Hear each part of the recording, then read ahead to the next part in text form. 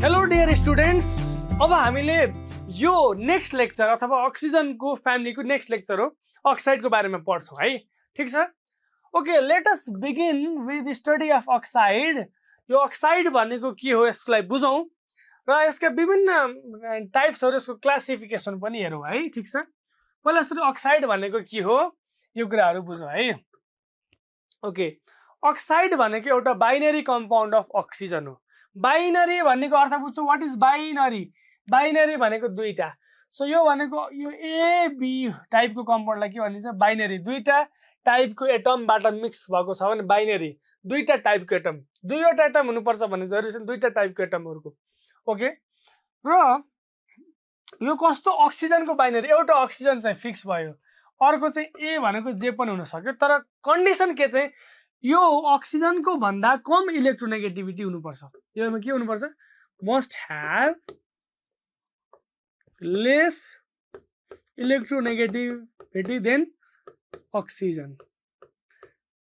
त्यही भएर यो OF2 भनेको यो अक्सिजनसँगको बाइनरी कम दुईटा एटमबाट हैन, दुई प्रकारको एटमबाट बनेको छ भनेपछि आर दे अक्साइड? नट।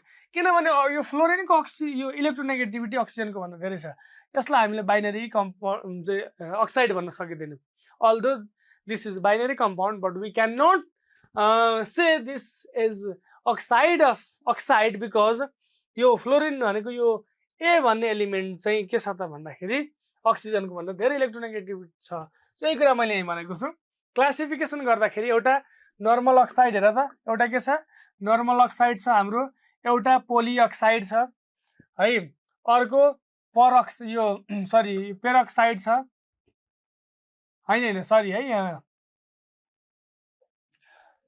एउटा नर्मल अक्साइड, एउटा पोलिअक्साइड, अर्को सब अक्साइड छ। हेर, अर्को सब अक्साइड, अर्को के छ त भन्दाखेरि मिक्स्ड अक्साइड छ। सो यति प्रकारका छन् है, नर्मल, पोली हैन, सब अक्साइड र मिक्स्ड अक्साइड गरेपछि चार प्रकारका हामीले हेर्यौँ है त। यही हेर्यौँ न यो।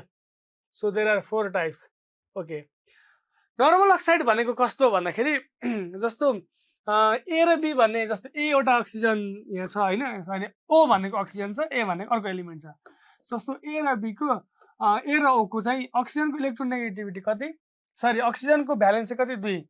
यसको भ्यालेन्सी हामीलाई थाहा छैन। सो अब कस्तो टाइपको भन्दाखेरि A2OX टाइपको एलिमेन्ट, मतलब अक्सिजनको जुन भ्यालेन्सी, नर्मल भ्यालेन्सी छ त्यसलाई प्रयोग गरेर बनेको भनेको नर्मल अक्साइड भयो। जस्तो हेर त, वाटरमा हेर त, यो वाटरमा हेर त, यो H र अनि O छ, यो 1 छ, यो 2 छ भनेपछि कति? H2O। यसलाई नर्मल अक्साइड बनाइयो। सो MgO मा हेर त, म्याग्नेसियम र अक्सिजन, म्याग्नेसियमको 2 अक्सिजनको 2, सो भनेपछि यो 2 सेम छ भने नलेखे पनि भयो। सो MgO भयो। सो यिनीहरू हेर, consist of oxygen as per the valency of other element, this is normal oxide. Polyoxide भनेको these oxide contain more oxygen than permitted by the normal valency of its metal. Normal भ्यालेन्सीले, जस्तो हेर, normal भ्यालेन्सीले दुईटा हाइड्रोजनको लागि एउटा oxygen permit गर्यो, नर्मल भ्यालेन्सीले एउटा म्याग्नेसियमको लागि एउटा अक्सिजन परमिट गर्यो हो, यहाँ दुईटा एल्युमिनियमको लागि 3वटा अक्सिजन परमिट गर्यो। तर पोलिअक्साइडमा नर्मल भ्यालेन्सीले परमिटेड गरेको भन्दा धेरै अक्सिजन छ भने यसलाई पोलिअक्साइड भन्छ। फर इक्जाम्पल परअक्साइड हेर त, परअक्साइडमा के छ भने बेरियम परअक्साइड हेर है, बेरियम परअक्साइडमा के छ त, नर्मल जुन अक्सिजनको भ्यालेन्सीले भन्दा बढी जति परमिट गरेको छ त्यो छ यो परअक्साइड। सो यो जस्तो BaO2, NaO2, O2, सुपरअक्साइड अनि डाइअक्साइडहरू भनेका के हुन् त भन्दाखेरि हेर त, परअक्साइडहरू, सुपरअक्साइड, डाइअक्साइडहरूमा हैन के छ त भन्दाखेरि अक्सिजनको अमाउन्ट धेरै छ है। जस्तो हेर, एउटा इन्फर्मेसन मैले यहाँ राखिदिएको छु, इन्फर्मेसन है, यहाँ एक्स्ट्रा इन्फर्मेसन हो। के भनेको छ भने परअक्साइडले के दिन्छ भन्दाखेरि कुनै पनि जस्तो मेटलको परअक्साइडले है, जस्तो Na2O2 ले यसलाई के गर भन्दाखेरि चाहिँ नि यहाँ H2O सँग राख्यो भने के बनाउँछ?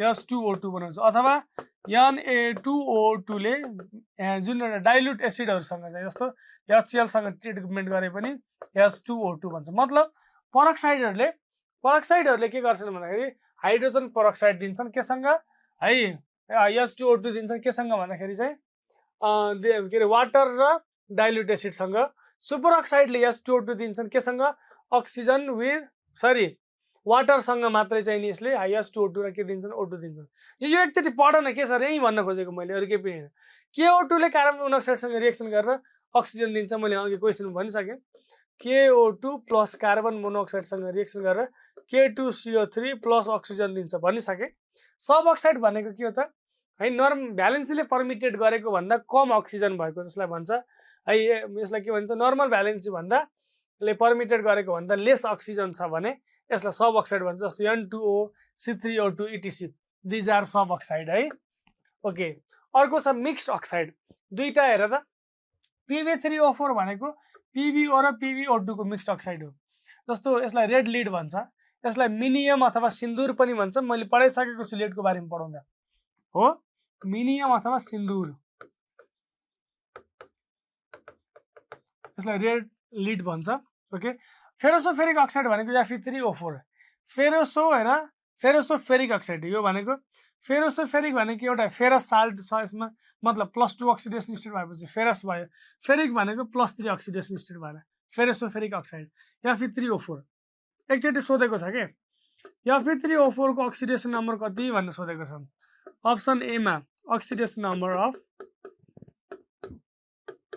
अप्सन ए मा भनेको छ +2 अप्सन बी मा +8/3 अप्सन सी मा +2, +3 अप्सन डी मा बोथ बी एन्ड सी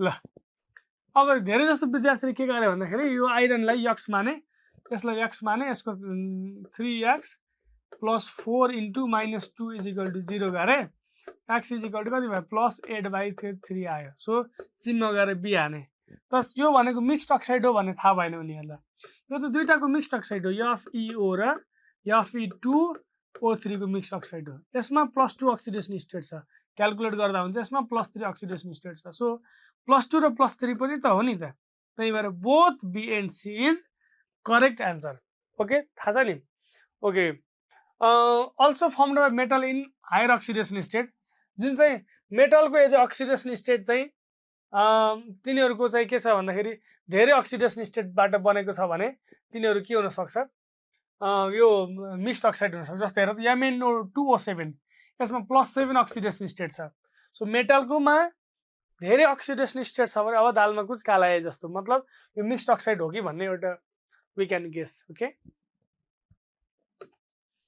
अर्को छ हामीलाई अक्साइड भनेको अन द बेसिस अफ यहाँ हेर एउटा भनेको एउटा बेसिक अक्साइड छ अर्को 2 मा चाहिँ हेर है अर्को पोइन्ट चाहिँ एसिडिक अक्साइड छ अर्को चाहिँ छ न्यूट्रल अक्साइड छ एउटा बेसिक अक्साइड एउटा एसिडिक अर्को न्यूट्रल अक्साइड मैले अघि नै भनेको कुरा हो यहाँ के छ भने बेसिक अक्साइड भनेको मेटलले हेर है मेटलले अक्सिजनसँग रिएक्सन गर्यो भने एउटा मेटल अक्साइड दिन्छ जुन चाहिँ बेसिक अक्साइड हुन्छ जुन चाहिँ के हुन्छ बेसिक अक्साइड हुन्छ जस्तो अघि भनेकै कुरा क्याल्सियमले अक्सिजनसँग रिएक्सन गर्यो भने क्याल्सियम अक्साइड दिन्छ जुन चाहिँ बेसिक छ ओके मेटलले अक्सिजनसँग रिएक्सन बनाएको अक्साइड बेसिक अक्साइड हो अनि यसको प्रपर्टी के हुन्छ भने this oxide give alkali with water and salt with acid भनेको छ मतलब यो हेर त क्याल्सियम यो अक्साइडले यो बेसिक अक्साइड हो वाटरसँग के दिन्छ अल्काली दिन्छ सो हेर त क्याल्सियम हाइड्रोक्साइड दिन्छ हो क्याल्सियम हाइड्रोक्साइड दिन्छ मतलब हेर त यो सो क्याल्सियम हाइड्रोक्साइड भनेको दिस इज अल्काली सो यो बेसिक अक्साइडले चाहिँ वाटरसँग अल्काली दिन्छ एउटा अथवा अर्को पोइन्टले भनेको साल्ट विथ एसिड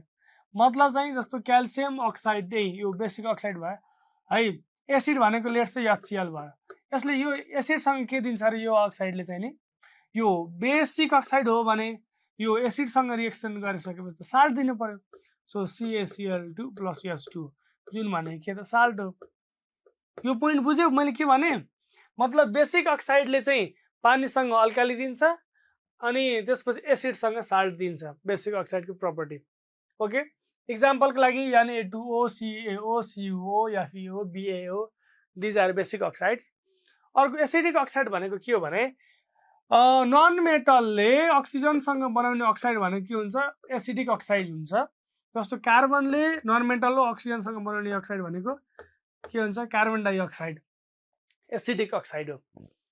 जब अक्सिजनको अमाउन्ट धेरै छ भने त्यो निर्धक्क भएर भन्दा हुन्छ एसिडिक अक्साइड हो। जस्तो Cl2O7 हेर 7वटा अक्सिजन छ, सो नो डाउट यो चाहिँ एसिडिक अक्साइड हो।